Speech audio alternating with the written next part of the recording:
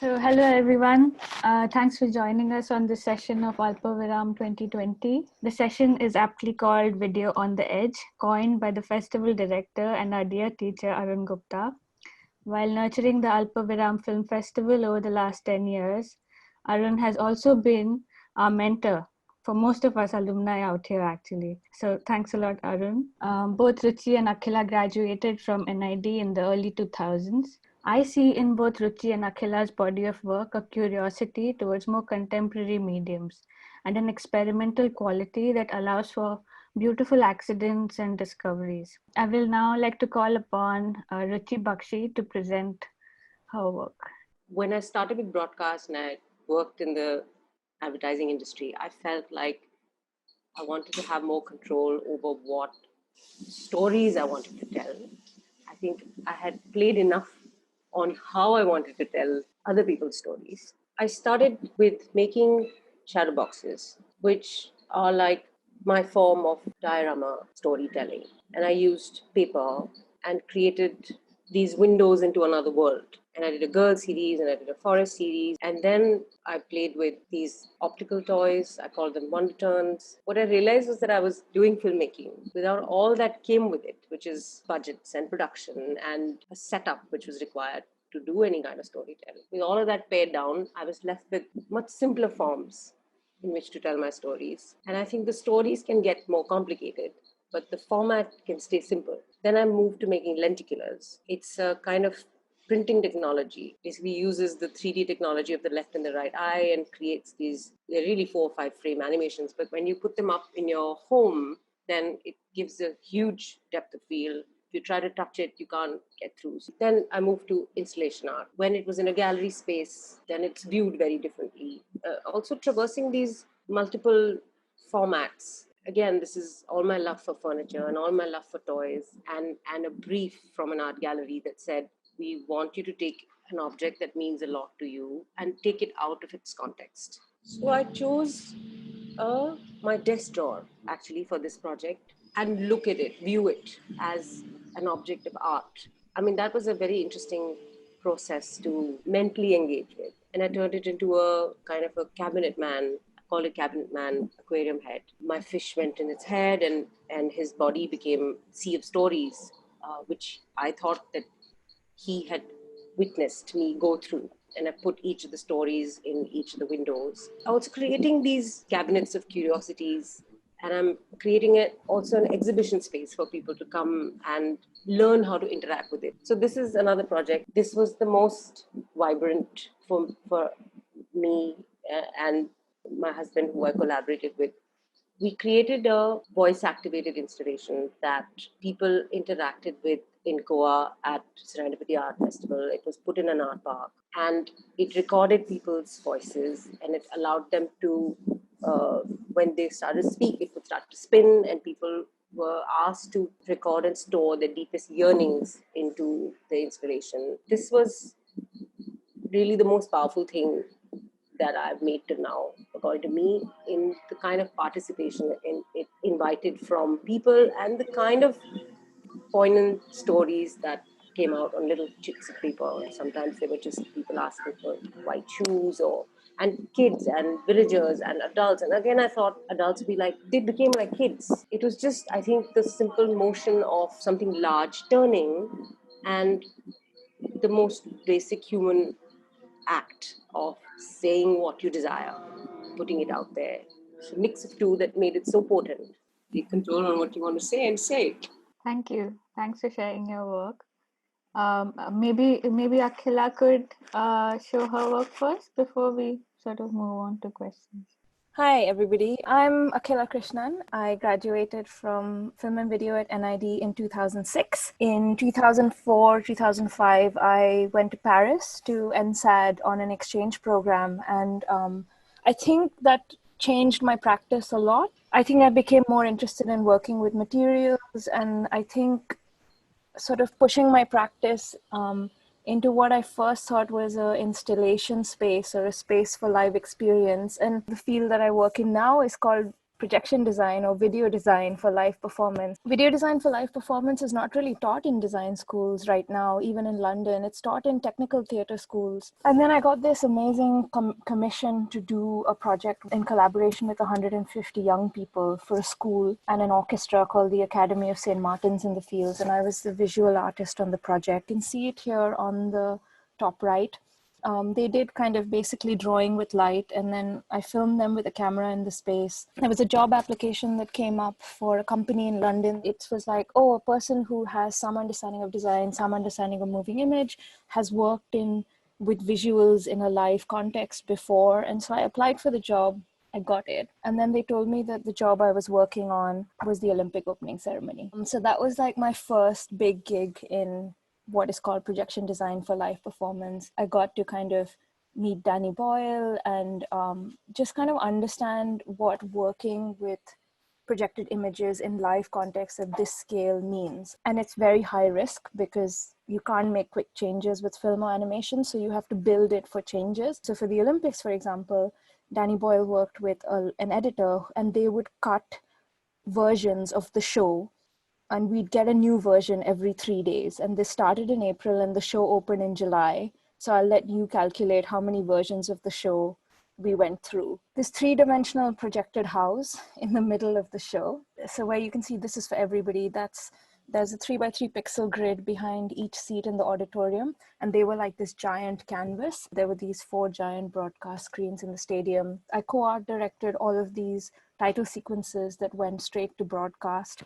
I cut this out by hand for one section of the ceremony, and we had to do it in 2 languages, in English and in French. So these are some of the other things I've gone on to work on. Projection mapping on the Sydney Opera House. This is An American in Paris, the show that I worked on for about 5 years now. It's toured all over the world. It started in Paris. The choreographer and the dancers were rehearsing in New York.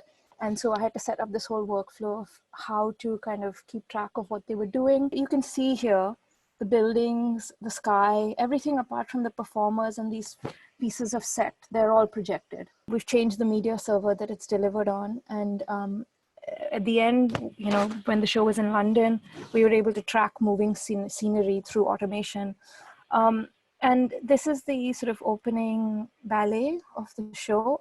It's something that I came up with the concept and the design for. We project on multiple surfaces these moving flats that are moved by dancers. This is how I planned it. So when you work in projection design for live performance, a set designer often works on a model box with the director of the show, and they'll plot which pieces of scenery they want in which scene. I was making all the content at the same time as they were devising the sequence in New York. So it's not that somebody finishes work and hands it over to you. When you work in live performance, it's like a race and everybody's running at the same time. I mean, this show overall must have had 300, 400 cues, and you have a cue for everything, for turning the projector on and off, for turning it on that surface, for turning it on another surface.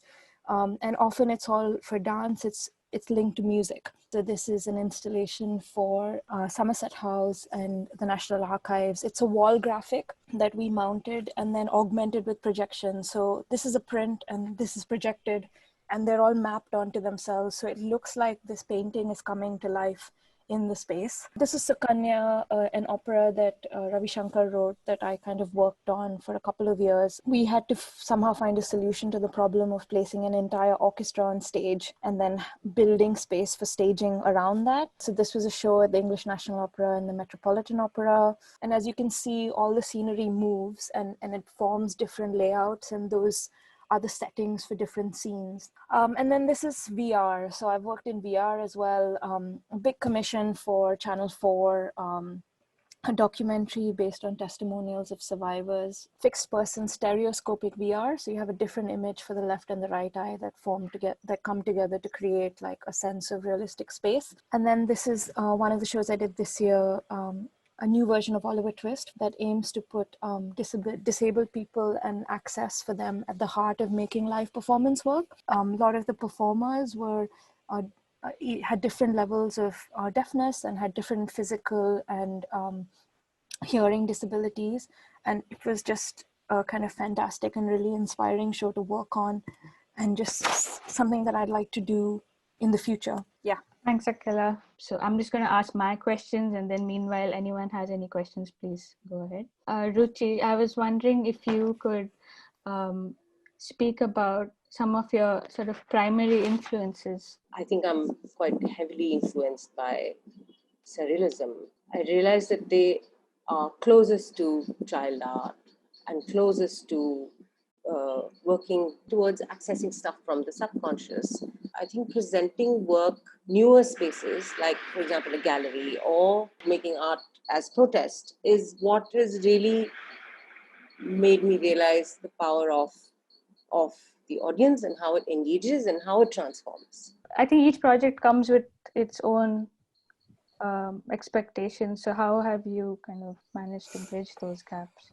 I think very much the way I've approached a lot of the projects is connected to who I am. So some of the solutions I've offered as a projection designer in terms of a visual language, I think the things that I'm interested in, like combining graphic imagery and textures and a sense of like tactility in the work, which I think is very much connected to like who I am. As a non-Western creative, the thing that I bring to the table is a larger awareness about the rest of the world and how maybe people from that part of the world would like to be depicted or represented, and a different point of view of looking at that, and I try to kind of push that as much as I can. So this is wonderfully amazing, but this scale, only 20 plus people can work, man. I mean, how will people like me even understand the complexity and the time frame? Of course, as you said, that video projection and all that is very expensive, and maybe the Met can afford it, and maybe all the other names you mentioned of London and New York, they can afford it because they have the bloody budget. If we have to do it, for example, in the department, in NID and in a lot of such spaces, we have been thinking as to how we expand the idea of video education and how do we sort of include it in our practice in countries and in situations where the budgets may not be so big. Thing that I think NID will need to do, which is not an expensive thing, but it's an infrastructure thing. So you need a room where you're able to offer that option to rig a projector at a height, because that automatically then gives you a lot of spaces for performing or point of view in front of it. So I think if NID is able to make that kind of a space, I think even one projector and QLab, or there are people in India doing it at music festivals right now. They use softwares like Resolume and things like that. All these are affordable. I think the more important thing, which is what I was trying to refer to before, is thinking about how to approach making video for live performance. That's the big thing you have to learn. My question is, why do you tell these stories? I mean, how do the forms and media you work with drive you or change you or your practice? For me, working in this way is about looking at moving image as light and as a sort of sensuous tactile media, which was the thing that I was interested in. You know, it's so hard for me to imagine it just for the screen only. And I want to make something that's like a feast for the eyes. Like I said, it's the other who has become of importance like never before. And how they engage with what I do has become the most transformative thing for me. And up until now, it was always getting excited by material and seeing, using it and learning about it and creating from it. But now telling of the story is important, but what it creates and the effect the story it creates has taken center stage. Remember, this is a Global South Film Festival, which you are a part of right now.